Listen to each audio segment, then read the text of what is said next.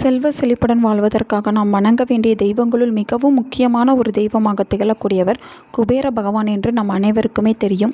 செல்வ செழிப்பிற்கு அதிபதியாக திகழக்கூடியவர் மகாலட்சுமி என்றாலும் மகாலட்சுமி நினைத்த உடனே செல்வத்தை நமக்கு வாரி வழங்க இயலாது.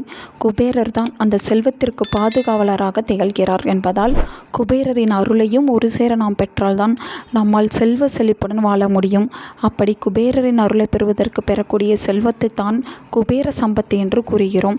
அப்படிப்பட்ட குபேர சம்பத்தை பெறுபவர்களுக்கு அவர்களுடைய வாழ்க்கையில் வறுமை என்ற பேச்சிற்கே இடமில்லாமல் போகும். இந்த குபேர சம்பத்தை பெறுவதற்கு செய்ய வேண்டிய ஒரு குபேர வழிபாட்டை பற்றி தான் இந்த வீடியோவில் நாம் பார்க்க போகிறோம்.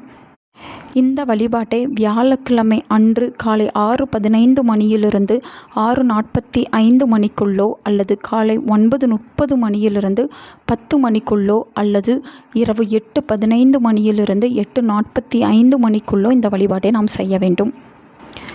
வீட்டில் குபேரர் அல்லது லட்சுமி குபேரர் போன்றவர்களின் படம் இருக்கும் பட்சத்தில் அந்த படத்தை சுத்தம் செய்து சந்தன குங்குமம் வைத்துக் கொள்ளுங்கள். பிறகு அந்த படத்திற்கு வாசனை மிகுந்த மலர்களை சாற்றி படத்திற்கு முன்பாக ஒரு தாம்பூலத்தட்டை வைத்து அதில் வாசனை மிகுந்த மலர்களை பரப்பி அதற்கு மேல் ஒரு அகல் விளக்கை வைத்து நெய் ஊற்றி மஞ்சள் நிற திரி போட்டு வடக்கு திசை பார்த்தவாறு தீபம் ஏற்ற வேண்டும். இந்த தீபம் சொன்ன அந்த குறிப்பிட்ட அரை மணி நேரம் முழுமையாக எரிவது போல் பார்த்து கொள்ளுங்கள். ஏதாவது ஒரு அரை மணி நேரம் எரிந்தால் போதும். அதைவிட கூடுதலாக கூட எரியலாம், ஆனால் குறைவாக எரியக்கூடாது என்பதை நினைவில் வைத்துக் கொள்ள வேண்டும். குபேரருக்கு அவள் மிகவும் பிடித்தமான ஒரு பொருளாக திகழ்கிறது.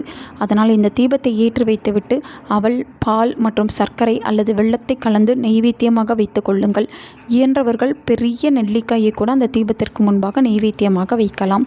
பிறகு வாசனை மிகுந்த மலர்களை கையில் வைத்துக்கொண்டு ஓம் அழகாபுரி அரசே போற்றி, ஓம் அழகாபுரி அரசே போற்றி, ஓம் அழகாபுரி அரசே போற்றி என்னும் மந்திரத்தை 18 முறை கூறி குபேர பகவானுக்கு அர்ச்சனை செய்ய வேண்டும். ஒருவேளை வீட்டில் குபேர பகவானின் படம் இல்லை என்னும் பட்சத்தில் அந்த தீபத்தையே குபேர பகவானாக நினைத்து நாம் இந்த வழிபாட்டை செய்யலாம். வழிபாட்டை செய்து முடித்த பிறகு வாசனை மிகுந்த ஊதுபத்தி சாம்பிராணி தூபங்களை காட்டி வழிபாட்டை நிறைவு செய்து கொள்ள வேண்டும். பிறகு நெய்வேத்தியமாக வைத்த பொருட்களை வீட்டில் இருக்கக்கூடிய அனைவரும் பகிர்ந்து உண்ண வேண்டும். இந்த முறையில் குபேர பகவானை வியாழக்கிழமையில் வழிபாடு செய்பவர்களுக்கு செல்வ செழிப்புடன் வாழ்வதற்குரிய குபேர சம்பத்து உண்டாகும் என்பது ஐதீகம். நல்லதே நடக்கும். உங்கள் நண்பர்களுக்கும் உங்கள் உறவினர்களுக்கும் இந்த வீடியோவை ஷேர் பண்ணுங்க. அவங்களும் இதை பற்றி தெரிஞ்சுக்கிடட்டும். ஆன்மீகம் டிவி தமிழ் சேனலை சப்ஸ்கிரைப் பண்ணுங்க.